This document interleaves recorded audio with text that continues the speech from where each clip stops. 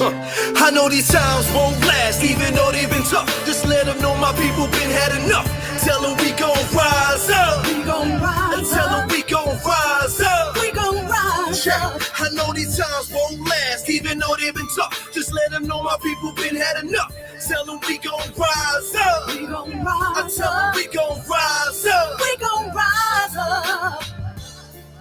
Please, Lord, forgive them. They try to hold back and chillin' like they ain't know it was written. Break every chain. Wanna free my people from mental prisons. With your eyes on the sparrow, I know we'll narrow divisions. Hope is the boat to keep us afloat just as you envision. Faith to erase the pain from all of our people slain. Destined for change, actions to back up your spoken name. When they throw dirt on ours, we use it to plant game. When it rains, we go greater together, no matter the weather. Trust these dark days, gonna get better. Know that love will be the light to guide all our endeavors. And even if the tide should rise, we'll ride it forever. Why? We are mighty, we'll fight for our lives, cause we're dying to live. Future is ours, the timing is now. Black and we proud, we saying it loud. We gave it our all, there's so much more to give. We breaking down all the walls. I know these times won't last, even though they've been tough. Just let them know my people been had enough.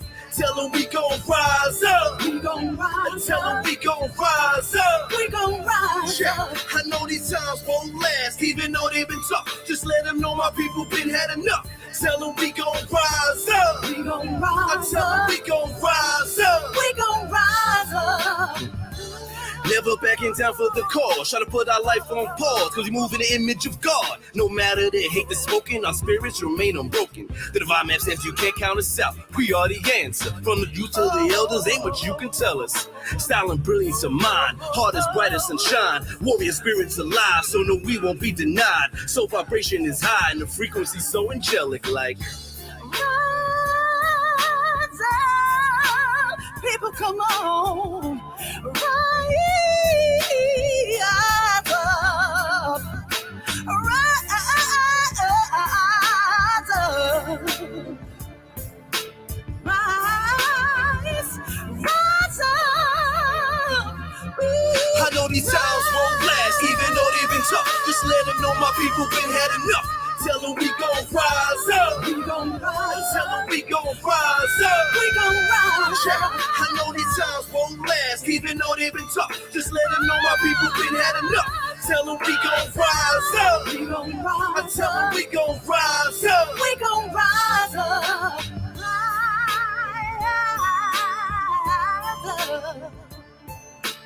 Rise up. Rise up. Rise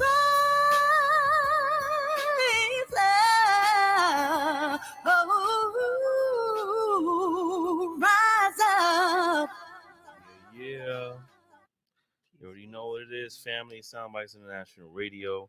African consciousness is the claim. The world is the aim. Absolutely, absolutely. All day, every day. Bringing the conversations pertinent to our diasporic landscape, to you, and you all over the globe, to ensure healing and fortification of our African family worldwide. I'm, of course, AfriKAN Nefra, and this is Nefra to my T-Ra. Yes, indeed. Yes, indeed. Hey, So, family. if you're tuning in, we're of course live on Facebook and on YouTube. So please tune in on Facebook and on YouTube. Make sure to subscribe to our YouTube channel. We're looking to build up our subscribers on that platform. So make sure you visit Soundbytes International Radio on YouTube. Make sure you subscribe to that channel. Let's build that channel up to be what it needs to be in that particular space. Because Facebook be doing this thing sometimes. So you know how that go, family. So be sure to do that. But if you're on Facebook, of course, you can also like us and follow us on Facebook, Soundbytes INTL Radio, and you can also follow us on the Instagram at Soundbytes International Radio. As well as view our past, listen to our past broadcasts of Soundbytes International Radio on Spotify and Apple Podcasts. We do appreciate the streams. We do appreciate the listens. We do appreciate the support, all the shares. Make sure that when you're watching this program each week, you're sharing the broadcast with your family. Just go and hit that share button and let your village know to tune in. You know how we do. By now, how the conversations we have, we speak into our village, we congregating, we coming together. This is our coming together each week. They're just trying to check in with everybody, check in where we're at with our African spirit and getting centered in who we are, and breaking breaking free of the chains of this system with each broadcast. So that's the goal, right? So we're happy to do that each week with everyone. Had some technical difficulties last week, so apologize for those that may have missed may have missed for our usual broadcast. But we are back here today. And we appreciate those that are tuning in. So make sure you tune in, join the conversation in the comment section. We do check the comments and check in with folks to see how we're sharing in the conversation, right? Because we're not just talking at you, we're talking with you. So this is a conversation, so to speak. The show is a conversation on Facebook and YouTube.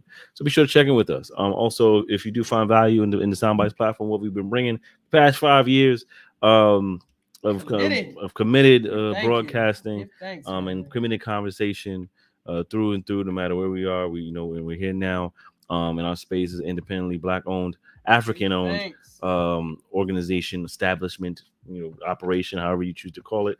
So we do appreciate all donations and supports and yields and gifts that serve as energy yield in the cycle of reciprocity, or of sharing in the energy with our family. So we do appreciate all sizes. You can donate or contribute on our website. This is soundbytes.com. See, scroll at the bottom of the screen. This is soundbytes.com, and then you can hit the contribute button, make a donation. You can also hit our Cash App, $ and Soundbytes Radio, and you can donate in that way as well. We do appreciate it. Those who have donated in the past to this effort, and we look forward to continued support. We do appreciate you. And so we're here today to just continue the conversation, right? We're looking at what it means to peel back the layers of this human condition, right? And get in touch with our African identity, what that means for us, what that means for the rest of our folks out there that may not even be in tune with what that conversation even sounds like, or that lingo, or whatever you want to call it, and get them centered in that, get our people centered in that, and have it all having one conversation. Right, so that's what this conversation is about. That's what we talk about here on Soundbytes, and it's always just a bunch of things moving through the space that we can tap on all day. With this conversation, we can just talk forever and ever about it, but we try to give it to you in the Soundbytes each week.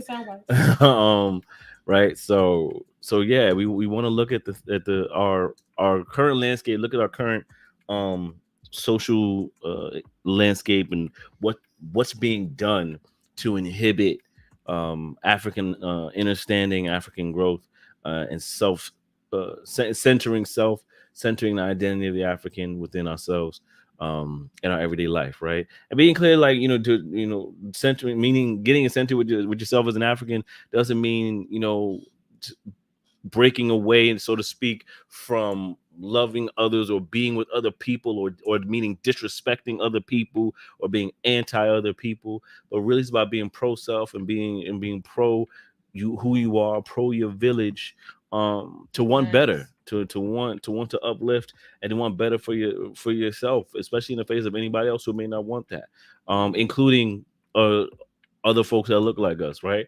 And that's the conversation that we need to have more of, is find that balance where we talk about Pan-African and all in one Africa, one people across the globe, right? Is how do we get on this journey and understand the brotherhood and sisterhood and the village and the unity of our global community, while understanding, in order to maintain that and uplift that, it may mean peeling back those of us that are against it, very much steadfast on upholding all the Matrix has to offer to preserve what they found to be the rewards of the Matrix, right? Because there are those that have existed in our history, right, that have done their part in the destruction of the current state of our community, right? The current state of our global community, the current state of our understanding of Africanness, the current state of understanding what it means to own self, right? We've lost leaders behind those that have become comfortable with what the Matrix offers, and sacrificing the community for self gain, rather than understanding self is everybody, Ubuntu, right? So we want to look at these things and understanding where we see them, understanding in who it lies, and also in the parts in us that it lies that we need to shed away. So that's pretty much the overarching of what this conversation really is about. And I don't know if you had any thoughts that you wanted to share. Yeah, so greetings, family, and thank you all for coming in. As always, it matters coming in and being with us, and just allowing us to be that conduit and space to help and support narrating this information Mhm. in a truthful, balanced, and authentic way that is African centered. Because I feel that is lacking. It's not enough of a continuity around it. So we're committed to being in that space. And there are a lot of various reasons why there is a gray area when it comes to having these types of conversations. And this gives me personally pause. And again, having to examine individuals who are not necessarily having the full-fledged conversation, because it's necessary for us to have the spirit of discernment and being able to discern with wise eyes and wise consciousness, eyes and ears, as to where the narrative is coming from. And that, I'm sure there are many outfits out there, there are many spaces and places. We're just adding to it because there's just really so much work that needs to be done. There really is so much work that needs to be done because there's been so many things done to African people. I was talking to Baba Malemu earlier, and you're sharing about the book. I've always talked about Baba mental Malemu side. Baruti, Shouts absolutely. out to Baba Malemu Baruti of AfriKAN House, AfriKAN Institute, who's hosting centered workshop on Wednesdays. Centered workshop on Wednesdays, and $45 for 5 weeks, I believe it is. And he goes to 2 hours on Wednesdays of drilling down on some more context for our people. I try to use language that's familiar to people when I'm talking in this space. I could get really deep and out in academics and scholarship and African art scholarship, but I know that there are many other spaces that do that, so I don't do that. The competitive, if you want to be competitive, because it's not about a competition, Right. but it's also about trying to hold people's consciousness and their attention without having to dip down and appeal to your lower self. Because a lot of other spaces and places that may be giving good information, they're also dipping down and keeping you to produce more of the same. We here want you to produce different. Be the difference that's different. Right. So family, we wanted to come in tonight and have a little discussion. Quick announcement. So this week was our anniversary. Woo! AfriKAN, out here in these streets. Yes, 5 years strong. African love, 5 years. African love, 5 years Yes. strong. Give thanks. And we spent this time committed to ourselves and what our intentions for doing this week has been.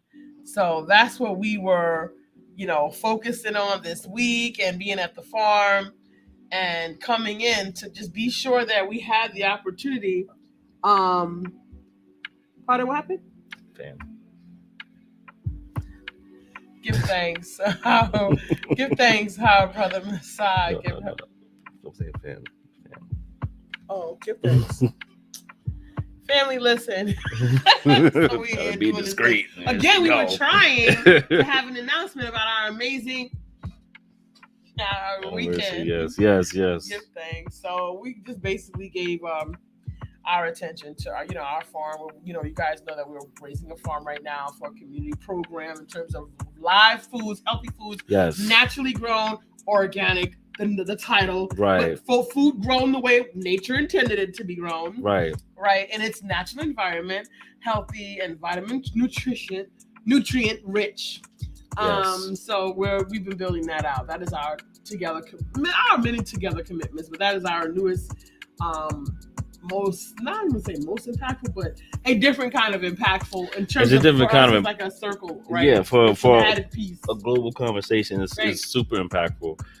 Because it really is about getting the understanding of when we talk about a lot of the things that the Matrix pushes back on, and I've been saying this a lot in this understanding, is that when we look at this Matrix and look at this system, it's like they've gone to make nature an enemy to the people, right? And pushing for that conversation, like this system is the only structure you should depend on for everything, right? So that mean killing off the indigenous peoples of different lands across the globe, indigenous people, indigenous Africans, indigenous Latin Americans, indigenous the Native Americans across the globe that have worked naturally with the earth, in harmony with the earth, in tune with the earth as land stewards, to grow food and bring these foods back to their people, to their village, to their communities, as part of just like a historical fluid operation with nature, right? And a lot of that was taken away over the years, over the centuries,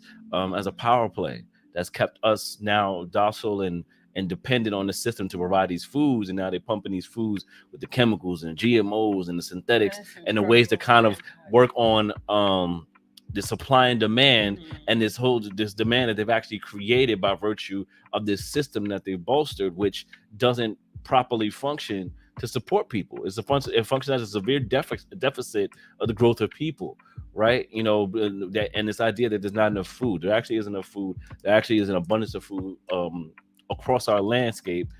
It's just we have to know how to harvest it, know how to grow it and harvest it, right? And then growing and harvesting your food, understand where your food comes from. You understand where you come from. You understand what it means to be that knowledge of self, right? That self-agency, that self-governance, that sovereignty. When you're food sovereign and you're sovereign, you're free within yourself. You're liberated from any kind of chains of any system around you.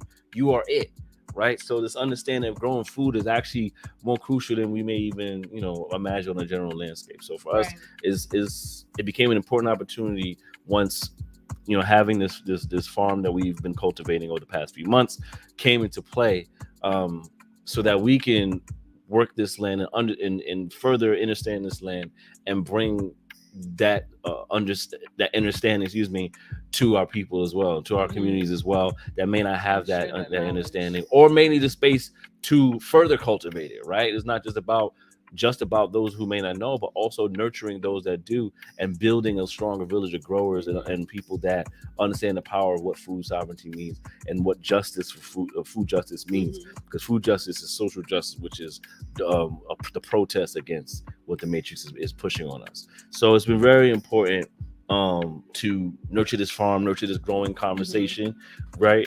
And we spent this weekend anniversary. It was for us. It was a potent way to spend the time sowing and being with the land, right? Nurturing the soul, nurturing something we say is ours, and blessing it. Shouts out to our brother from MRT Africa, Brother Monte, for a solid brother who spent the weekend with us as well on this past Sunday, and his community cleanup efforts. He does the weekly community cleanup efforts every Sunday, and decided to come out with the brother Kenvy Produce. Shouts out to him as well, and a brother Eli too, who came out to support.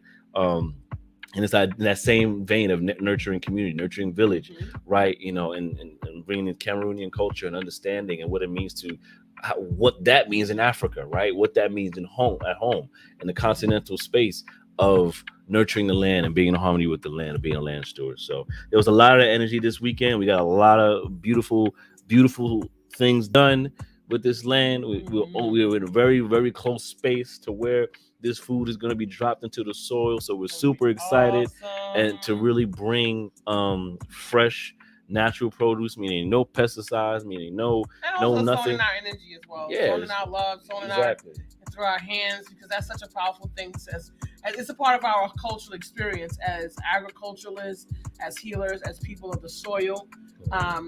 It's important that we connect with that foundation of our ways of being.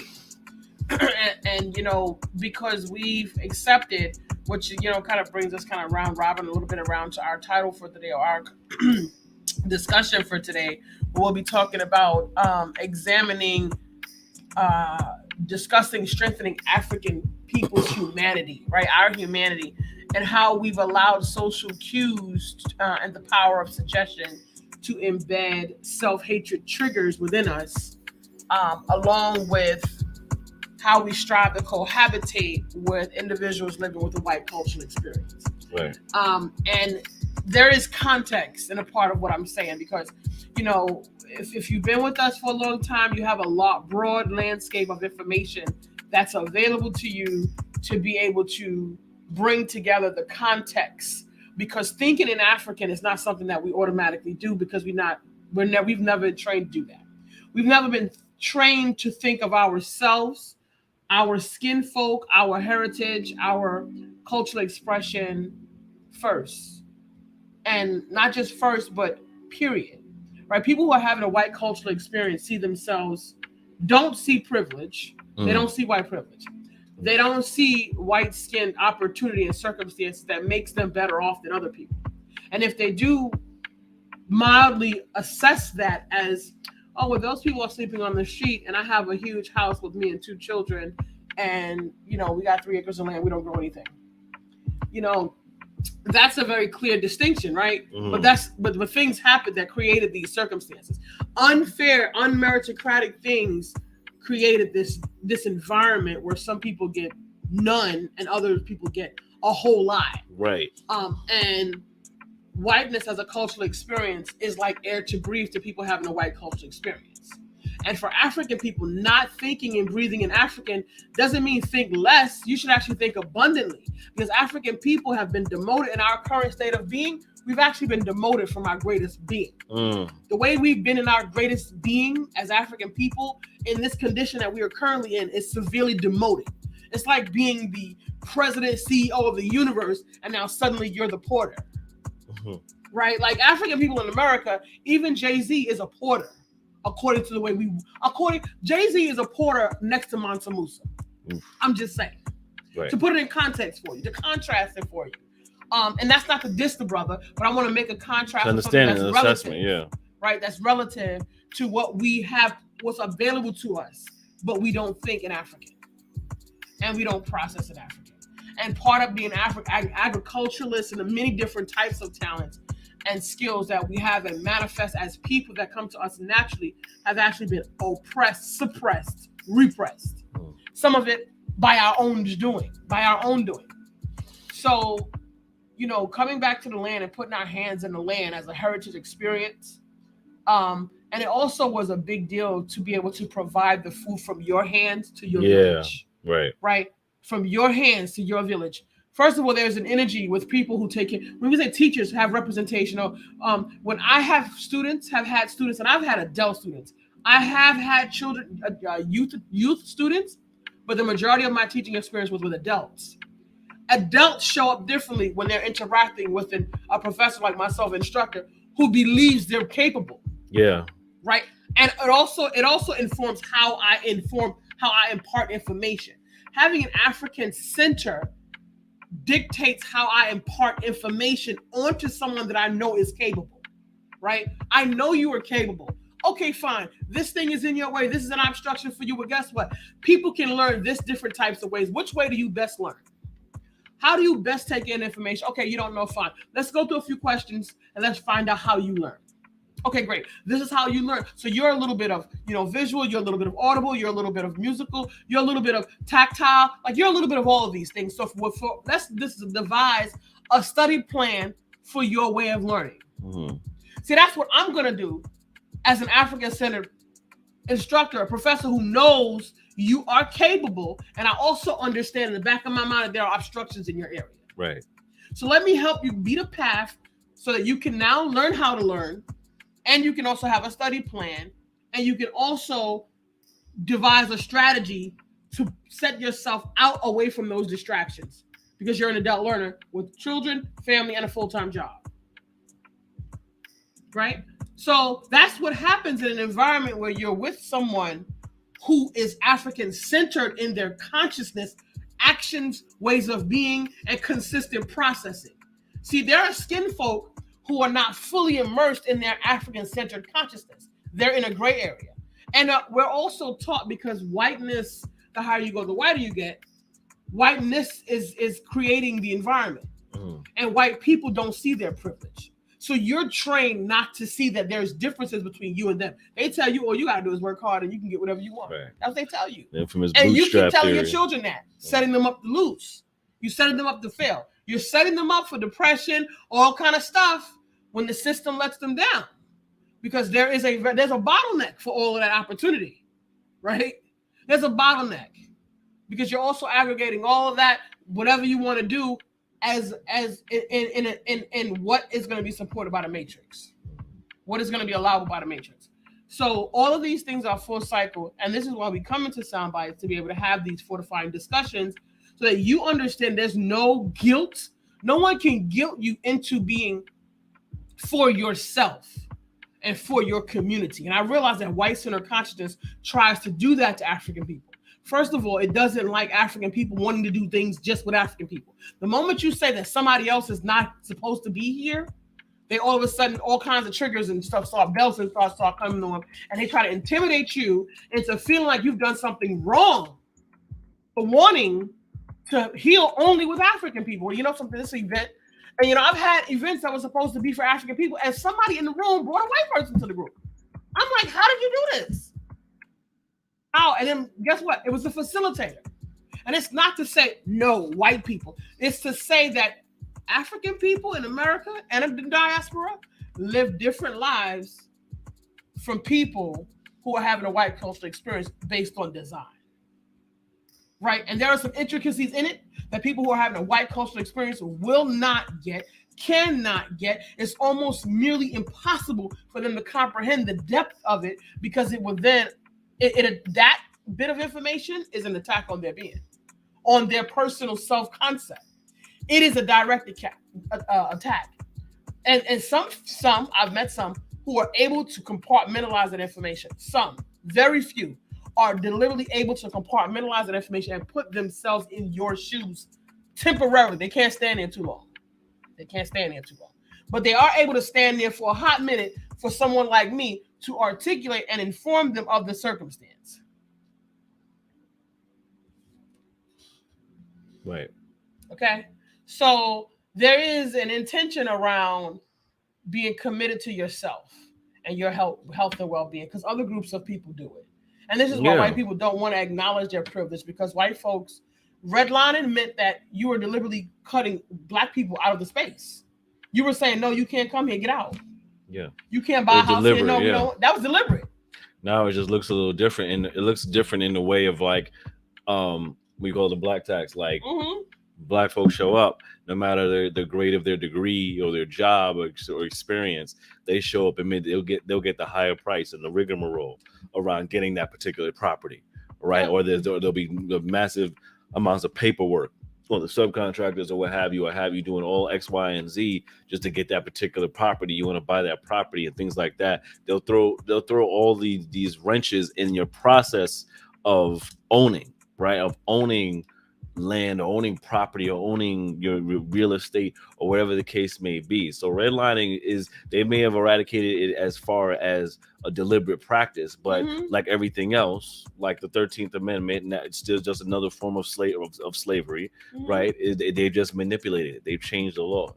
So we're looking at a space where the African period is still deemed as a threat, without ever having to want or fight or compete to be a threat for anything, right? We're just looking to just live and be in peace and be in every space that we are. But is essentially being perceived as this threat to the survival of someone else. So they're putting every barrier in the way possible for us to strive or thrive to get the same things everyone else gets, right?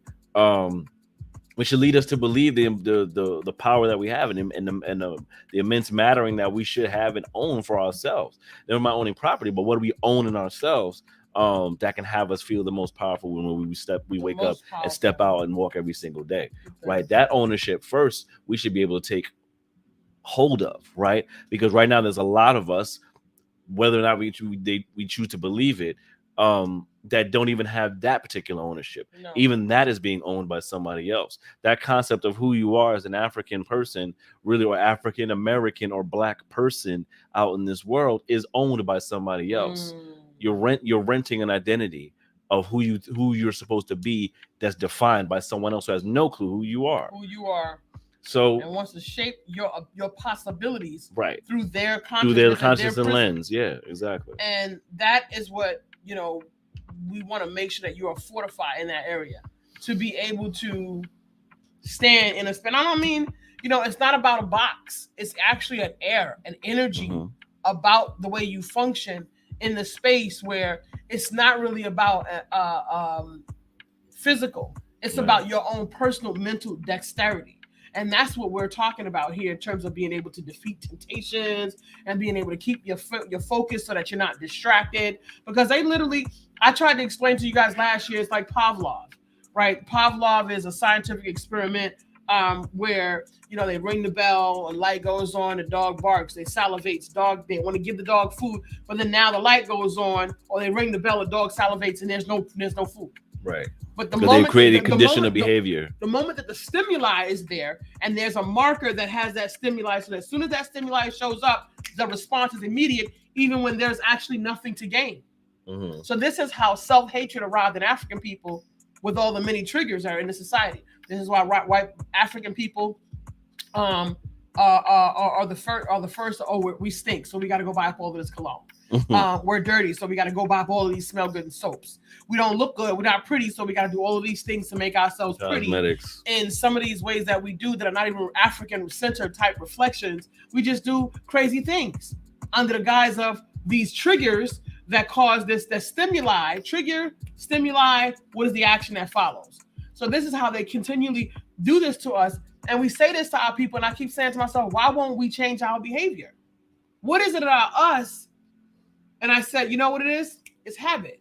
We got bad habits about having self-hatred, and we got bad habits that are actually acceptable by telling ourselves lies about the things that we do that are dysfunctional and harmful to ourselves and our community. We tell ourselves a lot of lies. And because the people who have the white coats on, white folks, like there's a white coat theory, this center of authority, wherever you find this center of authority tells you, oh, do this thing, you just do it.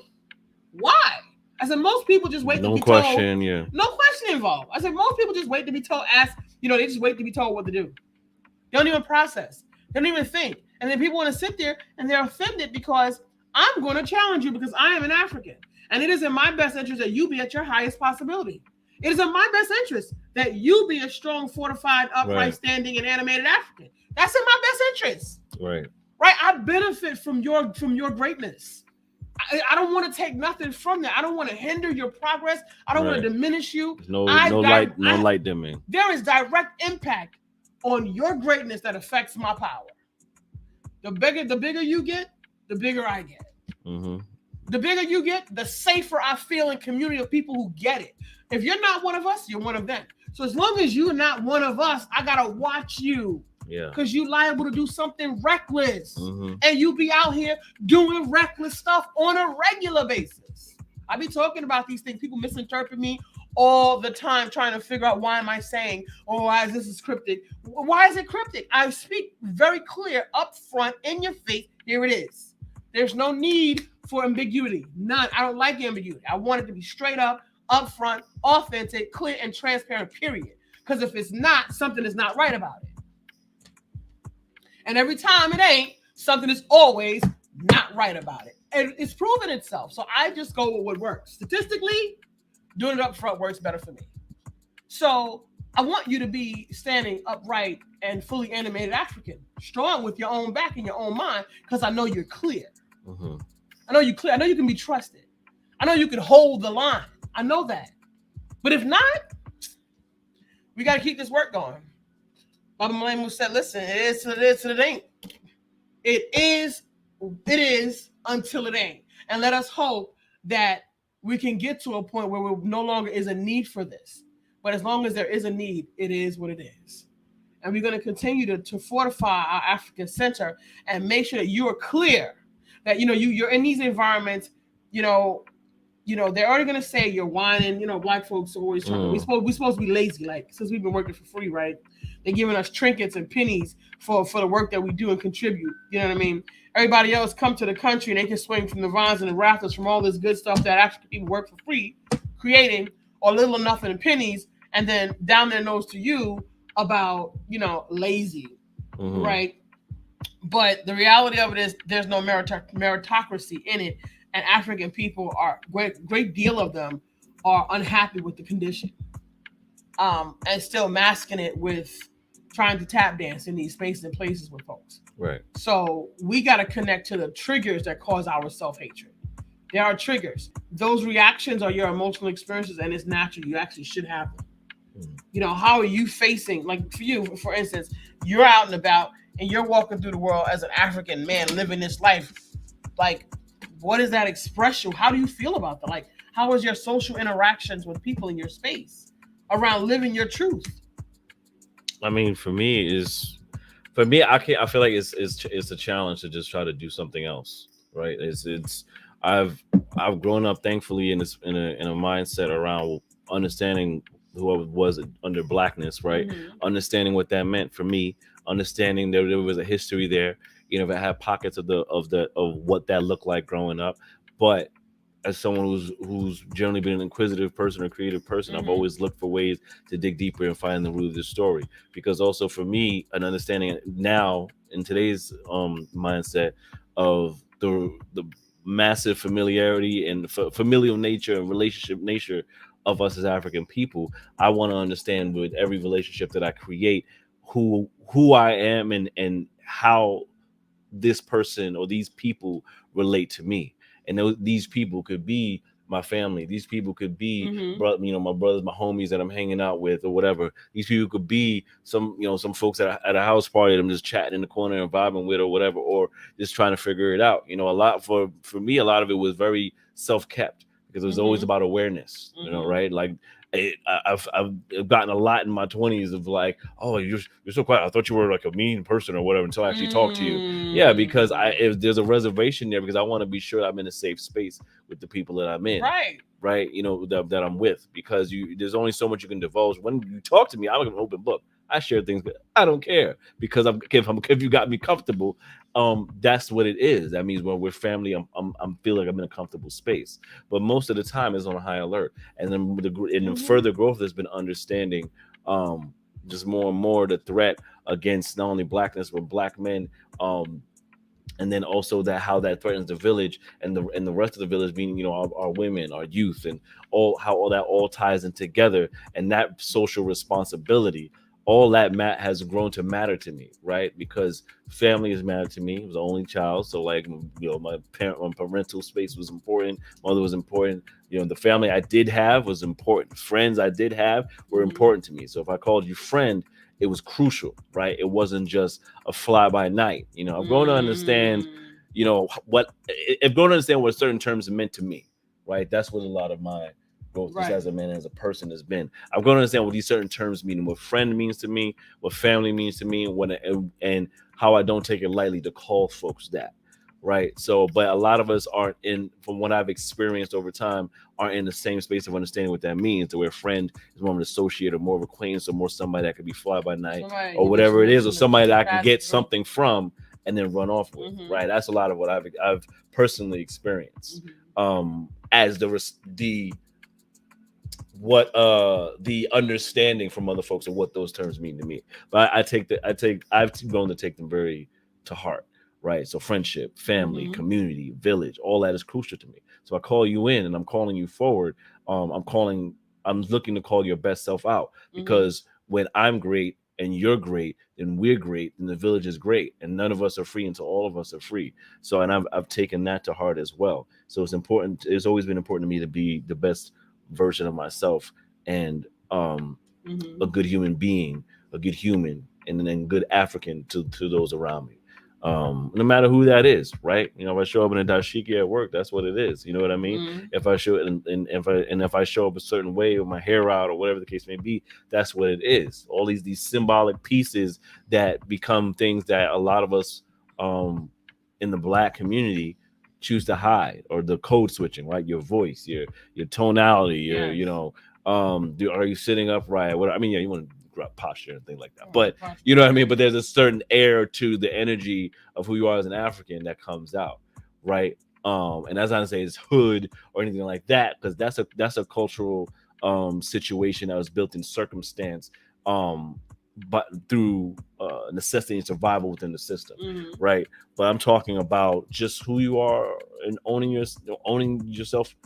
And finding yourself as an African, as a Black person, as that, looking at that history, that lineage, who's been representative of that space for you in a real way, right? And owning that and loving that, loving the skin, loving the body of Africanness, and the influential nature of Africanness to the global landscape of what you got of entertainment, of history, of math, of science, all the liberal arts spaces, of all the entertainment spaces, all the historical spaces, literally the influence of culture and life across the globe lies within Africanness, lies within the mother continent.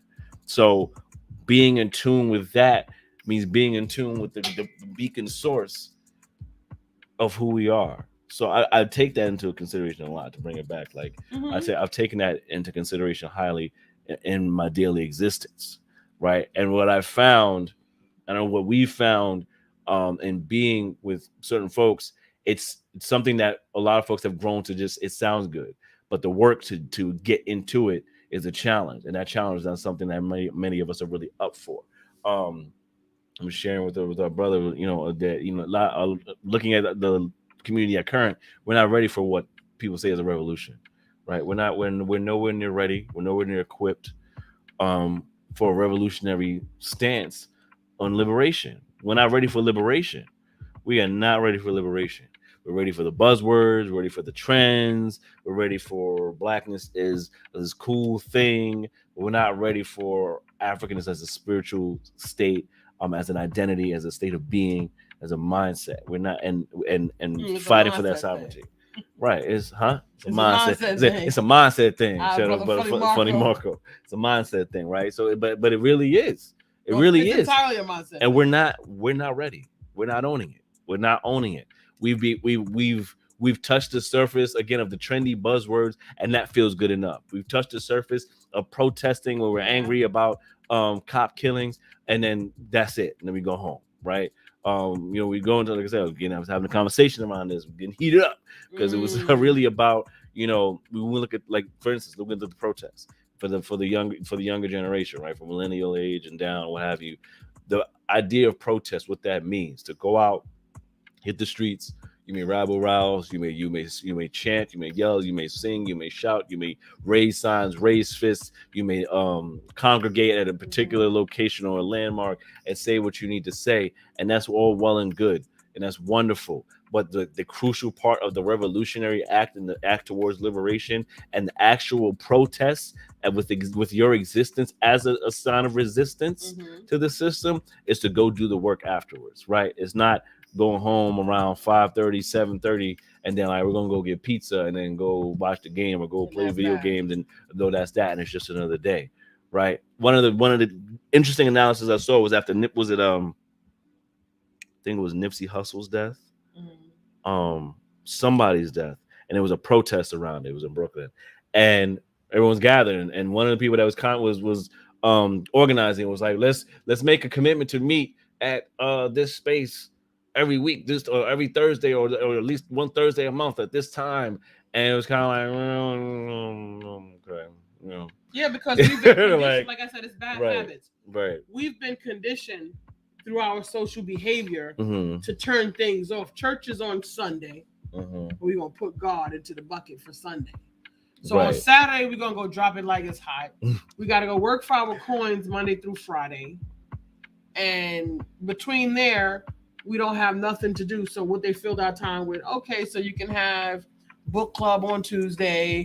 You can have a pole dancing classes on Wednesday at the local community center, or yoga in the park. You can have the block party. So this is how they filled up and so this is when we say to resist temptation. This is how they filled up your time. When is their time? And I was talking to a lady recently. There's no place in our society where you're taught how to be human, right? How to cope with your biophysiological experiences, your emotional experiences, and how to create the best environment for yourself as an organism so that you are at your greatest possibility. The matrix is not built for you to ever be at your greatest possibility.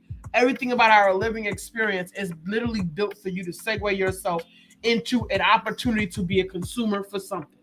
So that's why we went to our farm with minimal spending to invest in, because we could have gone to Hawaii or to, the Cayman Islands, or, we want to try to take our trip to Africa, but we don't want to do that so early. But we could have taken a trip to Puerto Rico. We could have went all great places, Cuba, all great places, right? All great places. But we would have spent an excessive amount of money, right? And it wasn't a dual purpose. I believe in double dipping and maximizing. So we're not just going for vanity, because that's just like, this is life. Like, if we go to Cuba, we want to do that and have a human experience. Because every time we travel, we go have human experiences. Like, it's not so that we can go be touring. I mean, we go see things or whatever, but it's really about being with the people and being with the social environment of cultivating energy among people, going to another space. And we always find when we go other places, particularly out of the country, that there's a whole different humanity vibe in the space. Yeah. Like, people are with people very differently from the way people are with people in America. and in Europe. It's so strange to me. And, we get these narratives. I said, what are the triggers? What are the power of suggestion things that make us have self-hatred? As they've sold this whiteness as purity, as beauty, as best all over the planet, people are not with people the same way that they are in communities of color or African diasporic community globally. The way that there's differences, I didn't say good or bad. I'm not giving you an interpretation. I'm saying there's a staunch difference in the way human beings interact with each other differently than the way human beings. But they'll give you a pass. They'll give you a little pat on the head and say, oh, yeah, well, when 9/11 came and when Sandy came or when something traumatic and drastic happened, people stepped up and they reached out. Like, whatever. Like, but you know what? I'm not judging you by them big things because they're extenuating circumstances. What is your behavior like every day? Right. On any given day, for no particular reason, what kind of person are you in the world? What type of energy do you carry? When you walk in the room, what do you bring with you? What's your vibe? What's your vibes? You know the vibe. That's what I tell people. You know the vibe. I'm just saying you know the vibe. You know how I get down. You know my vibes. I have to ask people, and I challenge people, and it's not a challenge. Like, I'm not coming for you. It's not to be seen as, combative. It's to be seen like, you can be different if you want to. Yeah. You actually got power, though. I'm just saying, like, you're a human. You're powerful. You can do things. You have choices. It's supposed to be a vitamin B shot. Give you some energy. Dude, get into this life. Get into this not being a Smith. Yes, sir. I put the cube into the square box. Thank you. Treats, please.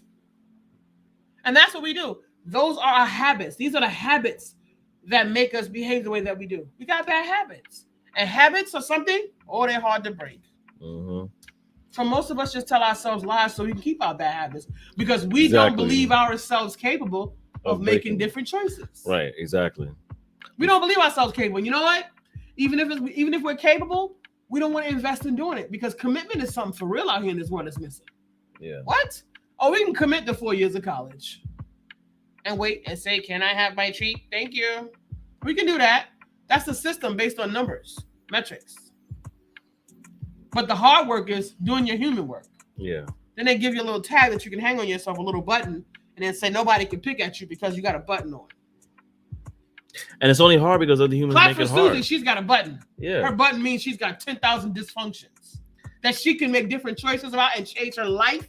But no, she doesn't have to because those 10 different buttons means that she's a consumer here, she's a consumer here, she's a consumer there. She needs profile. This, she needs that, she needs this. Oh, and she's going to need tons of this in 20 years because she's going to have this, and this. So this is her profile. This is her algorithm. This is Susie's algorithm. Her one button that has all of these different dysfunctions on it and make sure that everybody else clap for them because if they don't, cancel them. Right. So that Susie can stay exactly the way she is and all of her deficits puts her slotted for this. And we're just going to collect. And you know what? All of those people, those doctors, those teachers, those government officials, those politicians, all of those people have stock portfolios that are federally traded on all of those companies that you're going to be a consumer in over the next 30 years. They all hold. So black folks are telling you, let me tell you how to run the stock market. Let me tell you all you do is contribute to creating more of the same. There's a maintenance conversation and a long-term conversation because I want us as people to think about this because I have an MBA in business. And I have exceptional skill in this area. And I can easily create some masterminds and tell you how to be out here boom-bastic and do this and do this and do. I'm not doing that because I don't want to do that.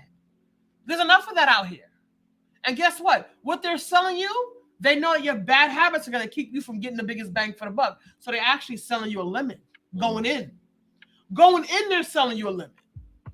Because if they take in $1,200 from 50 people every 3 months for a mastermind, less than 2% of the people are going to be able to exploit that information. Less than 2% are going to exploit that information and get value for their $1,200. Because you know what it takes to be successful in business? Commitment. Right. I heard brother was was on that like kind of entrepreneurial guru type stuff too. Yeah. He did an interview and he said, how many people actually activate the work that I give them when they go take my seminars? 7%.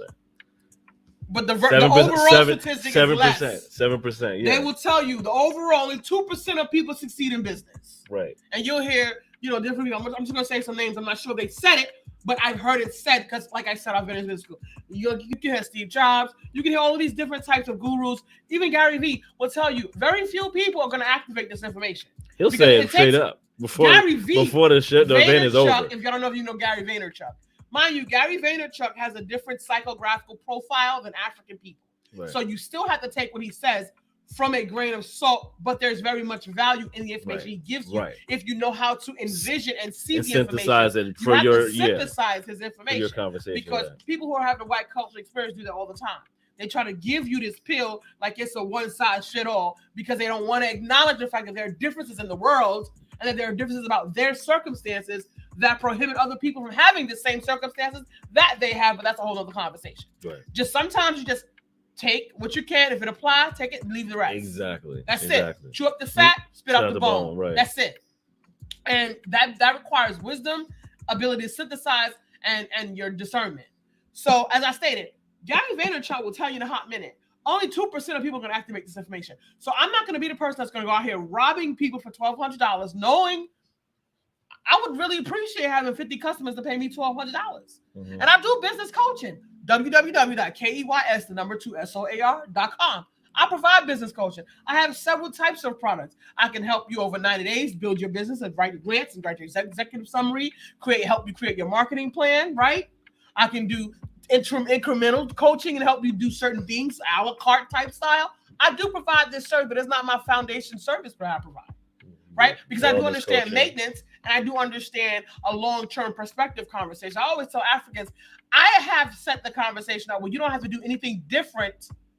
Like, I don't need you to have to learn and prepare to do something different as an African. In this moment right now, there are 4 things that we can literally do to change our collective trajectory right now. I don't mean go get a certification. I don't mean take 18 months to prepare. I don't mean you got to study for an exam, pay $1,700 that you don't have out of your pocket to qualify. None of those things. Go hit your warm market to get your money out of them. go to hit your warm market, squeeze all your friends, family, and church members and your cousins and everybody and try to pimp a few of your ex-homies and girlfriends and try to make them sell this junk that somebody else gave you. Go sell this junk. Here, this is my junk. I want you to go sell my junk. But they also got to sign up for my packet here, packet there, and maintenance here, which means I'm going to be getting my mind off the top. But you go ahead and try to get yours. MLM. Knock it off. But this, all skin folks ain't kinfolk. This is what we do. If you're not one of us, you're one of them. See, because your eyes are not open, this is why you bring me that foolishness. And then I got to try to be diplomatic about it and not be just straight shred somebody up for trying to play me. Because everybody who knows me knows I've told you 1,001 times. They hit me with the MLM. I paid $3,500 before I was 25 in MLMs. Because I was out here in these streets like, wait, let me find this business. I was caught in the matrix to a certain degree. And then I realized that I had different outs as I got older, but I continued to look. Yeah. But I did go in and spend my little coin, get the little system, purchase of this and purchase of that. And I learned. But I'm not the same person going to continue to do the same dumb thing over and over again. I don't understand why our people continue to do the same dumb thing over and over again, expecting different results. We keep getting the same results. But this is what we cannot do to each other. We cannot parasite off of each other. So you don't want to go and soup up your warm market and sell people this stuff. We don't want to do that. We want to give people value. We want to have integrity. When nobody's looking, when the lights are out, when there's nothing to gain, do the right thing anyway. Are you still doing the right thing? When there's no cameras and there's no pictures and there's no one to applaud, can you still do the right thing? Very few of us can. And I'm telling you this because my life is a social experiment. I live this. I live it. All the way across the platform. And I'm here to tell you that the system did not create a space for an African to be a fully functional and animated African. There are fail-safe triggers of self-hatred that show up in our people towards each other. Like, you can't even be nice enough to some folks. Right? You get to be nice. We be nice to people, and they get mad because we were nice to them. Because now something is expected of them, and they don't want to follow through. So they get mad. See, I want to address these things because as I stated for you, if you're stand-up, fully functional, animated African, I got benefit from you being a fully functional stand-up African. There's benefit in that. There's safety in numbers. There's something called critical mass. In order to create social change, you need critical mass.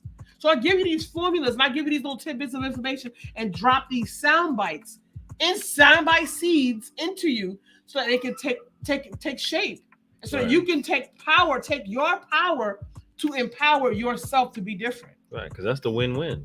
That's the win-win, because I get to leave something in you that you didn't have before, didn't realize before, and I get to walk away knowing that now there's someone else in the space that gets what I would like our people to get.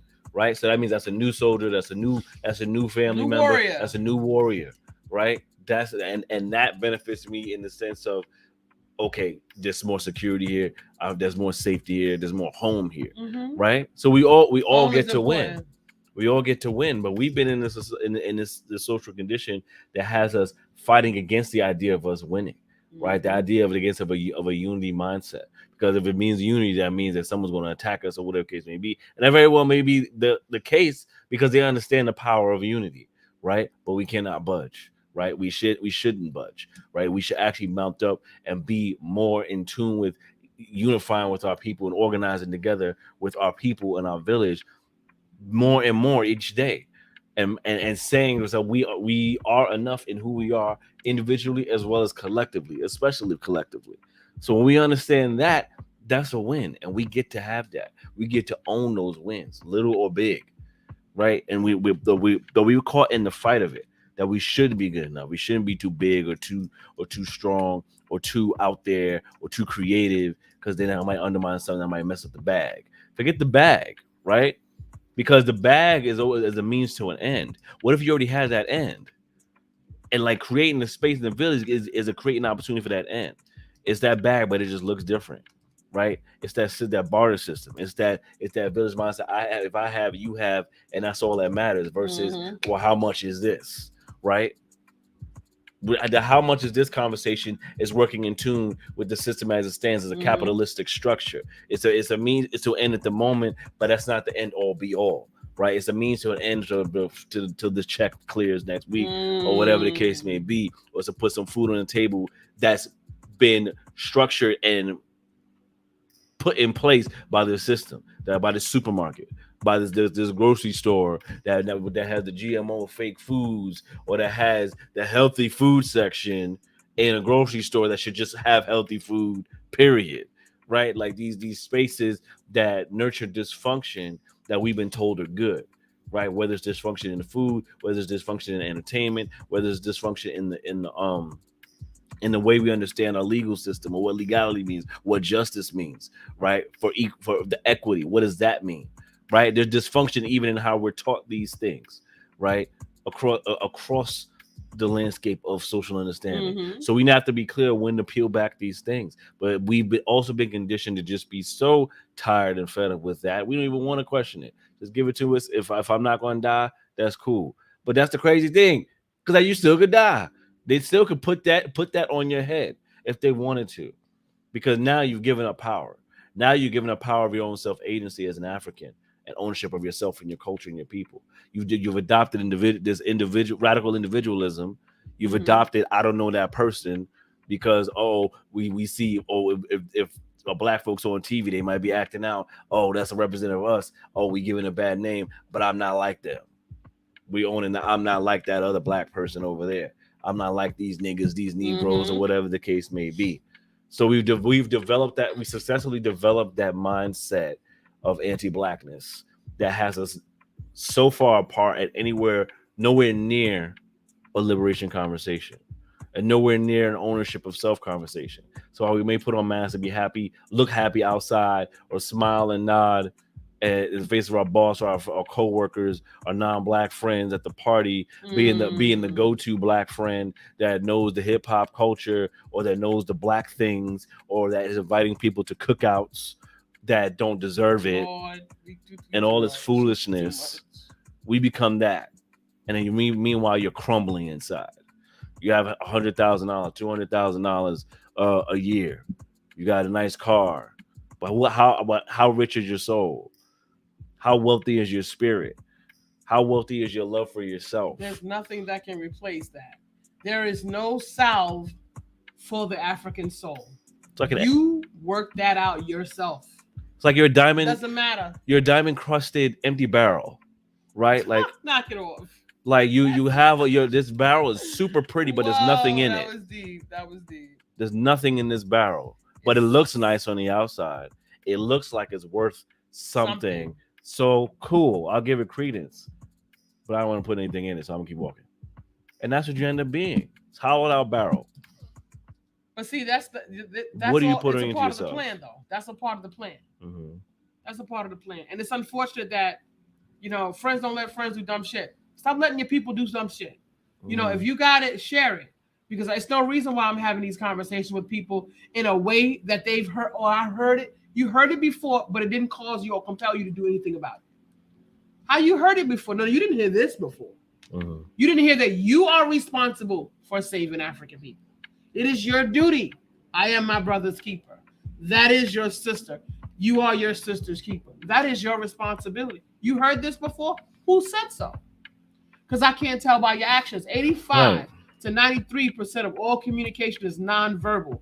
I know exactly what you are committed to. I know exactly what you value based on your actions, based on what you talk about, based on the company you keep. You judge them you know them by their fruit. You don't need to tell me no lip service. I don't need to see any of it. I know what you value by what you do and say and who you keep in company and where you go. Right? So when we say African lives matter or Black lives matter, do they really? We have to be able to look critically at the triggers that we now have that have been implanted within our minds and in our behavior that cause us to inhabit anti-Blackness behaviors within ourselves, because these are the things that impede us from getting to African sovereignty, self-agency, and self-governance, because that is what the ask is. No job you could get where you still end up chained to a fence in the master's house is going to be sufficient. I'm just saying. But there is a maintenance conversation and a long-term conversation. I have 4 steps that we can immediately implement to immediately get results within African diaspora. Immediately. No waiting, no long-term, no haggling in court, none of that. Like, we can literally immediately move a cultural experience among our people to change our vibration. It has nothing to do with fighting. Physical fighting. With each other or others. It's just what we do with ourselves. It's our own unified self-worth. It's our personal self-worth and it's our community's self-worth, because our community needs serious healing in a very profound way that is not occurring on any other front. Some of the things that we're using is not sufficient to heal the broken that is in the African. You need something else entirely. You can only placate and mask and put a salve and plug up leaks. That's all you can do with that stuff, because that's all it's good for. Transmuting energy is a completely different frequency from plugging up a hole or putting on the salve and wearing a pasted smiley face all the time, and your jaws is just pasting your girlfriend something. She told me that one thing, and her face is just stuck like this all the time because she always smiling, but she hated it, and it was eating her up inside. But she gotta pay her rent because her baby daddy don't pay no child support. That bum NIGGA, he don't pay for his kids.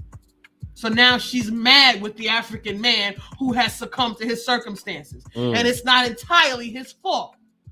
See? Right. This is what we're doing. These are our things that we're doing in our community that require a specific type of healing. And people who are having a white cultural experience cannot be involved in that process at all.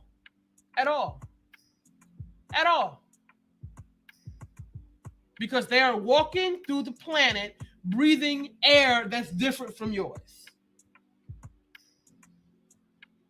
I'm talking about the nicest and sweetest white folks you ever wanted to meet. Swear they can show up and just tell you what to do. That's a white, arrogant privilege, something that I ain't never seen in my life. Because in my hood, they be like, you might get your teeth slapped. Like, who you think you're talking to? Like, you way out of line, bro. You disrespectful. Back up. Get back there. You in my space. You in my personal space right now. You see? But he didn't mean no harm. She didn't mean no harm.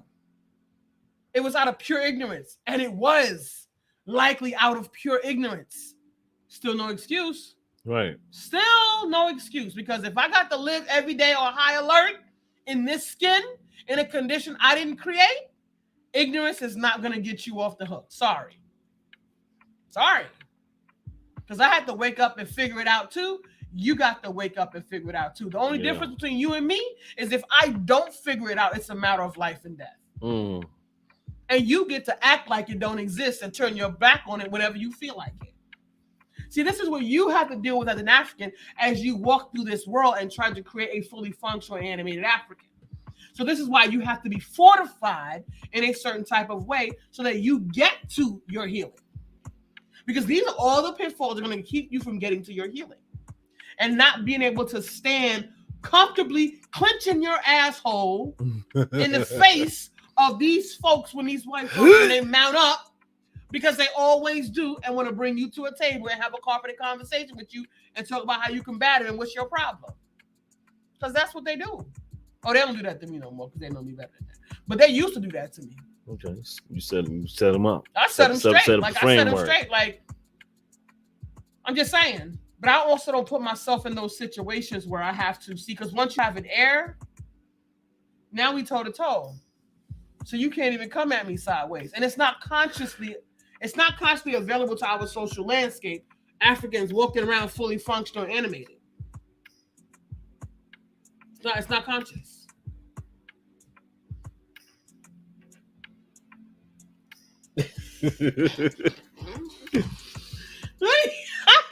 Peace and power, Sister Natalie. We see you. Thank you for tuning in. Sure, you hit the nail on the head with those points. Nephra, blessings. Thank you. Good seeing you. Peace and power to you, comrade. We hope you're well. And thank you for joining the broadcast. If you find any value in what we're talking about, please feel free to join in, share your thoughts. Please feel free to share the broadcast. Soundbytes and National Radio. We're chatting about just getting centered with African understanding of ourselves, right? And peeling back these deterrents and blockades to our social condition around our humanity. So we just taking a step back. Soundbytes, of course, is the space for that conversation to manifest as it should. You know what I mean? So that's what we're here Without for. Without a doubt. No holds barred on these streets. Because I don't owe nobody nothing, African. Absolutely. You don't owe nobody nothing. Right. Nothing is wrong with African people. Something happened to African people. Right. Somebody did something to African people. It is our responsibility to take care of our healing, because that's our self-help, self-care. Okay, couldn't burn down the whole tool shed. Okay. Burn down the whole tool shed. Boom. That's what you do. Ain't taking no prisoners. Get no prisoners. Yeah, absolutely. But you have to set that. We have to be in a more staunch space to set those records straight for people. Like, hold on, right? There's no fear. There should be no adopted fear around being in these spaces with these folks, and a lot of them subconsciously, whether even in the niceties, own that I can say these things, and out of this back end subconscious ignorance or whatever, I can say these things for you, and there won't be any type of pushback. So when you do push back, they end up like that chick in Victoria's Secret. It is like that goes through 5 emotional trigger responses to pull out the bag of victimization. I'm gonna scream. I'm gonna go mental, or I'm gonna go get the jitters, or I'm gonna fall on the floor and faint, or I'm gonna act like I'm gonna hit you. I'm gonna act like I didn't do anything when you literally have me on video hitting you. Those videos are ridiculous. I'm on video literally abusing you, and because you retaliated, I am the victim. Make it make sense. Don't be afraid. That's the air white folks breathe. So you know what? In that instance, just go ahead and retaliate, because you need to. Don't handle your business. Handle business how you need to handle it. Right. Make yourself whole. Don't walk away from there what I should have, could have, would have had did. This is not. I hate that. That's so much. Don't have no regret. Don't be out here having regret. And this is not a promotion of violence. This is a promotion of protection of self-agency. Really, yeah. But that's it. At the end of the day, okay, that's it. That is protection. And that's it. Of self. Right. And that's your right. You have your right. It's long overdue to do what needs to be done. And that can be it looks like that pushback. Or that pushback verbally. That pushback could be like, I don't like this idea. Actually, this doesn't work, Brett. This actually just doesn't work, Chad. I don't think we should do this this Yeah, might but the thing sink the about it is business. we're afraid that they're gonna fire us because you know what they do? Yeah. They do attach themselves to your coin because Yeah.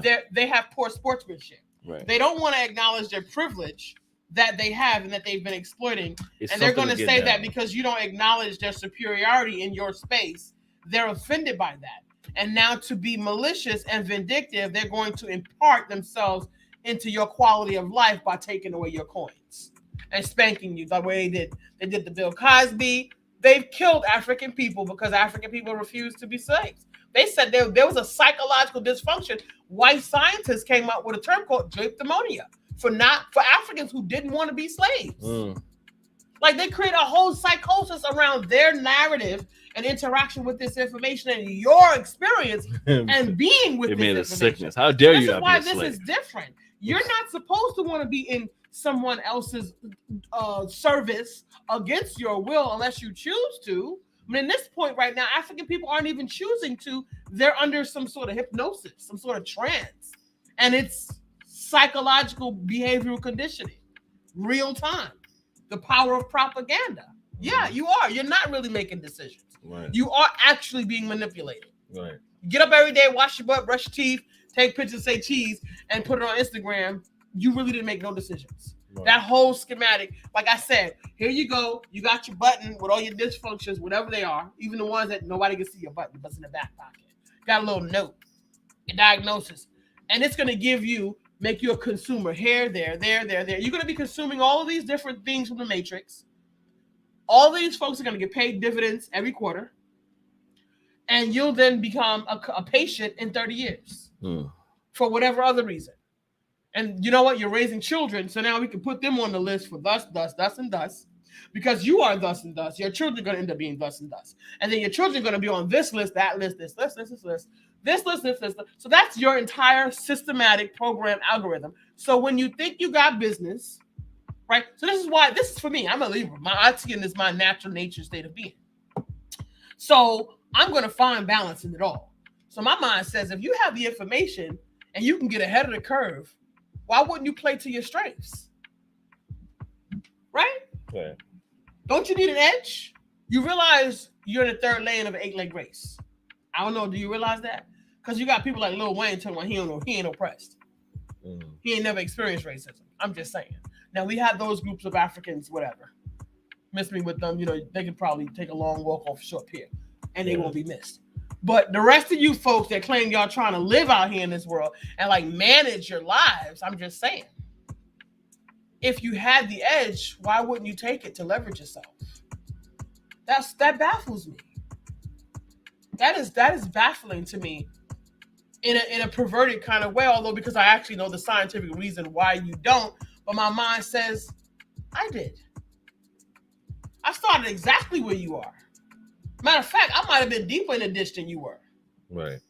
I figured it out because I committed to figuring it out. How about you? That's been my life commitment since I was a kid. We figured that shit out. These conversations have just always been a part of my daily existence for me as well, and just getting deeper to the root of it and getting the understanding of it, getting the right readings, and being surrounded by the right people and the right counsel has been crucial in getting closer and closer to that understanding. So it's about the work. A lot of folks don't want to do the work, and they'll have more at their disposal with less as a hindrance, and still choose to not do the work. And still choose not to do the work. That's what becomes baffling.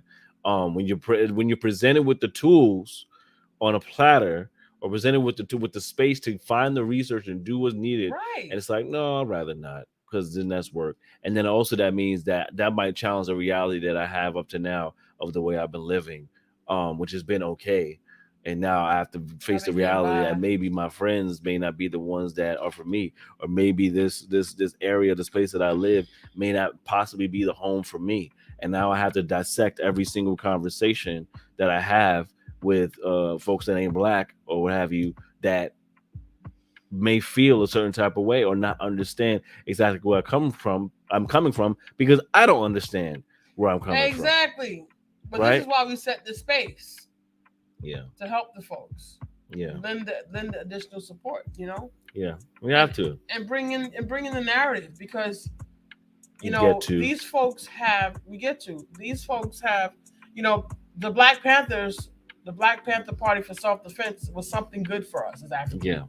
Yeah. It was a very good thing. It was something for us to celebrate. And it's only unfortunate that in these later years, that becoming more of a conversation, that it was something good, that's becoming more to light. Same thing as what Malcolm X's influence was. That is, he was actually doing some greatness. He was a terrorist for a very long time. He was a militant. He was angry. Black he was extremist. violent. He was there. He was all these things until of recent, within the last decade, within the last maybe 5 years or so. Mhm. Has his influence been exalted? Have the Black Panthers been understood as something that was very impactful for the African community on this U.S. soil, to create that self-agency in the face of destroyed neighborhoods like Tulsa and Greenwood? Because that was a pressure cooker. Yeah. There was 40 years in between that pressure cooker Mhm. when the Malcolm X was brewing. Yeah. When the Malcolm X was brewing, June 1st, 1921, when they burned down Tulsa, Oklahoma, and now you have 1954, 55, Emmett Till was killed because of a 21-year-old Carol Bryant. Jerk face. Bryant. Who cares? Oh, I mean, it was just she's a jerk off. And then you have Malcolm X in prison and getting out, starting his journey on the streets, and moving around with this narrative. And then you have other groups springing up, SNCC Corps, popping up hardcore on the street, on the front, to start to do this work for the African community in terms of our defense.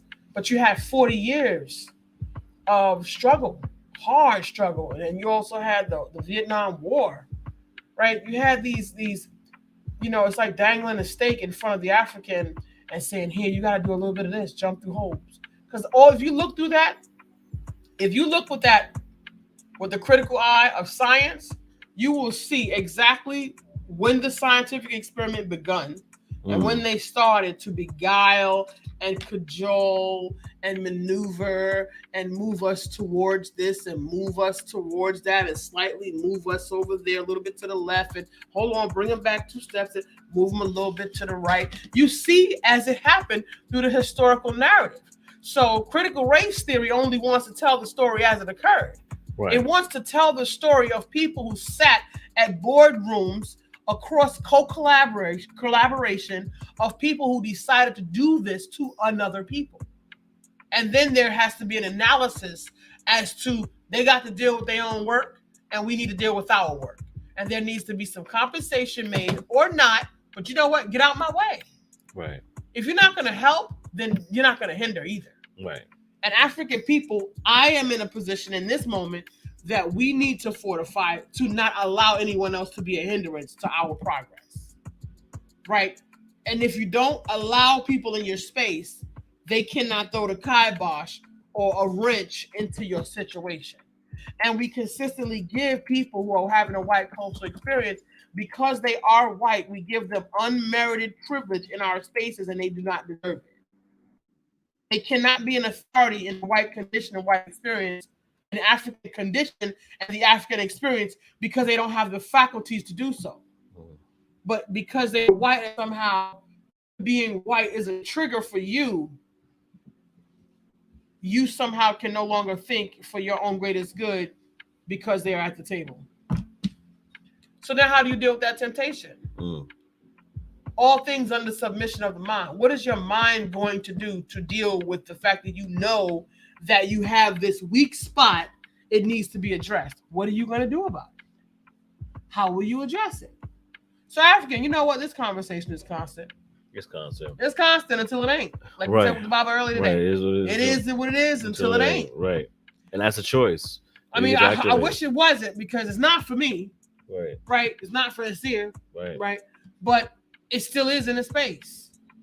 There's power in the numbers. Wherever the people are, there's power. Yeah.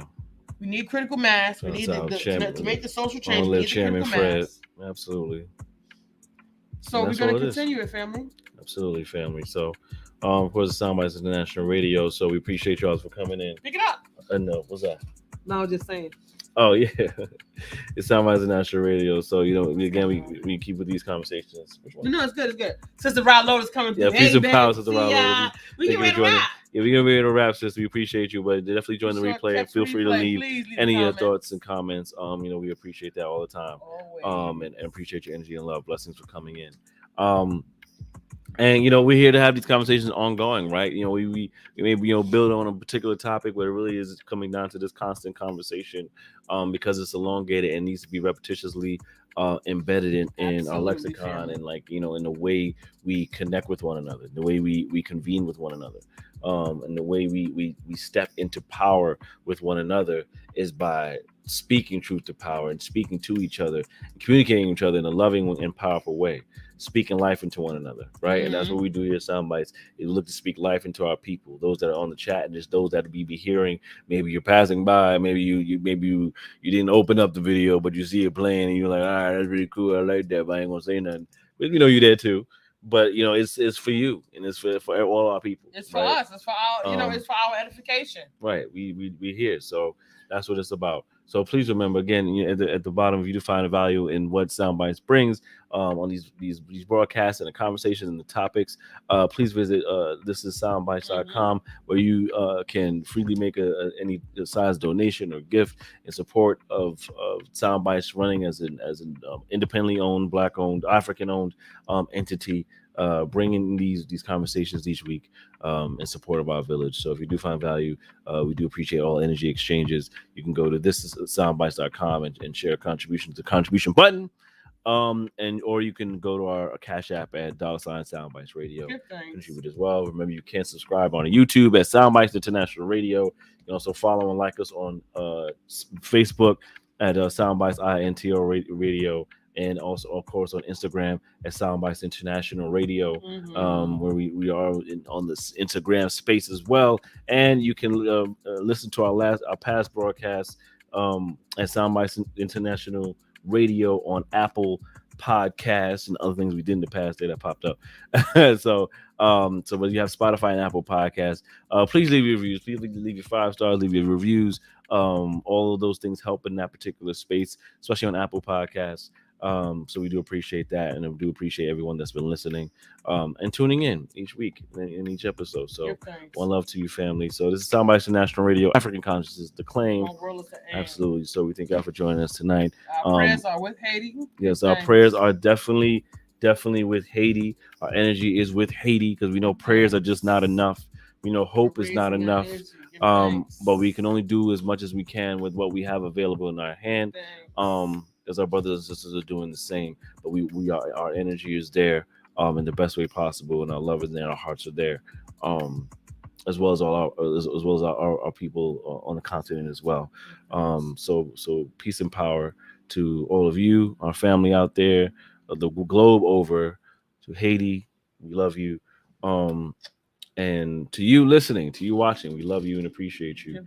So we hope you have a great night. We'll be joining us next week, 9 p.m. Eastern Standard Time, right here on YouTube and Facebook. Please make sure you subscribe to the YouTube. Let's build some subscribers up. And yes, you missed those. I'm sorry, beloved, but you didn't miss it because it's not going anywhere. It won't disappear. It'll be right on the timeline in a matter of seconds after it's over. So, but please check back in. We do appreciate that. And leave your notes. So, one love. We hope you have a great evening. Always beloved. Absolutely. Oh, we close that one song? Okay. We gotta close out with our I am. You know how we do out here in the streets. We do. Sit tight.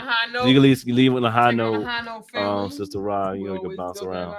All right. So Sister Ra Lowe's, just your jam. Stick with it, jam with us. Absolutely, Ashe. Soundbytes International Radio. Tap into your I am.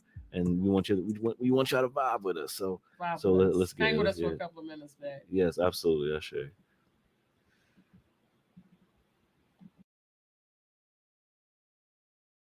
I walk the face of the earth with a boldness which makes people ask who sent you. I tell them I am. They tell me that's a cute affirmation, but it's not an answer. I reply, listen again. My affirmation is your answer. Reach the power of I am. This is the greatness of I am. Look at the strength that I have. None of the truth can deny that. Hear the proof in the hi-hat. Eternal reflection, I digress. I love me more, never love less. I love me more, never love less.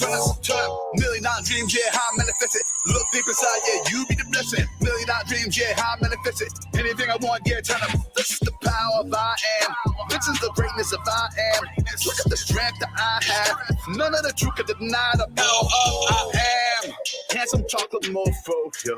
Anytime I'm on GoPro, lyrical high home growth. Living spots with a coke so low. Conditions without morale so low. So I pitched it fast, pitch it slow. Till the cows call home, bro. It didn't make sense. I was told as a child I wouldn't be shit. Revenge on my mind, started flipping the script. They fed me lies, started puking that shit. They treated me different, I embraced that shit. You know the ones that be closest to you to be the family ties. Sacred bonds, seeing plenty murder, dirty service, little cuz, cock up with a dirty burner. But better believe in me 1,000%.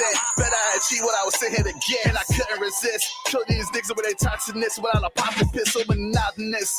Told myself I couldn't rock with this. Hanging with goofies couldn't get rich. True blood suckers couldn't see bliss, couldn't see shit. Cold face, nigga, you dead wrong. I ain't regurgitating, percolating, singing the same song. I'm blessed all day long, you lame all day long. Having a form of godliness, but denying the power thereof. Fuck nigga, I am. Some people might say I'm washed. Well, they're absolutely right. I am washed. As in washed, cleansed, and purified of the nonsense they tried to attach to my context. I am resilient. I am more than a survivor. I am a thriver. This is the power of I am. This is the greatness of I am. Look at the strength that I have. None of the truth can deny that. Hear the proof in the hi-hat. Eternal reflection, I digress. I love me more, never love less. I love me more, never love less. Turn million dollar dreams, yeah, how I manifest it. Look deep inside, yeah, you be the blessing. Million dollar dreams, yeah, how I manifest it. Anything I want, yeah, turn up. This is the power of I am. This is the greatness of I am. Look at the strength that I have. None of the truth can deny the power of I Shit's am. declined. I'm totally surprised that I ain't lost my mind. Had to take setbacks and learn to with setbacks that those I gave jetpacks that no planes don't fly. Now I'm in no space, so wasting my time. Focus my glow to shift paradigms. My get up and go to keep my folks from dying. So I'm on the road with a goal that's refined. Yeah, riding with a mean vision. Reflected from every angle through a clean prism. Tough matter reflecting intact the color of gray. When I lost my mother, found peace inside my queen, and I laid it on my brothers. Yeah, art was shaping up the grand scheme. I don't wrestle to the mat on my damn demons. In a matter of time, became a champion. Now my everyday mantra to do the damn thing. So my aim to pack out every arena, inspire the future leaders with every line of the levers of gods and unbelievers. Do what they can't conceive us, love what we do and leave us. Brick, they never see us. Woo! God damn, I'm feeling good, motherfuck. What they say, I'm doing what they never would. Yeah. Get a grasp on your life, yeah. Pay many sacrificial prices. Brody, I'm done playing nice, yeah. They're gonna recognize who the nice is. From the north to the southeast, kicking others every lane, share about seats. I'm aligned with it, man. You cannot be. Say anything I want, yeah, turn up. Man, I ain't talking in terms of I wish, I want to, or even I will anymore. Only things I proclaim, I do, I have, and I am. I do as my ancestors instruct. I have all I need to affect change, and I am a living magnification of God. This is the power of I am. This is the greatness of I am. Look at the strength that I have. None of the truth can deny that. Hear the proof in the hi-hat. Eternal reflection, I digress. I love me more, never love less. I love me more, never love less. Turn million dollar dreams, yeah, how I manifest it. Look deep inside, yeah, you be the blessing. Million dollar dreams, yeah, how I manifest it. Anything I want, yeah, turn up. This is the power of I am. This is the greatness of I am. Look at the strength that I have. None of the truth can deny the power of I am. Yes, sir. Never deny your power. Your so, you know what it is. One love. Hope you have a blessed evening. See you next Monday. Soundbytes International Radio, 9 p.m. Eastern Standard Time. Right here on Facebook and on YouTube. One love family. You know what it is. Thanks for rocking on the too. Yes. One love. Have a good night.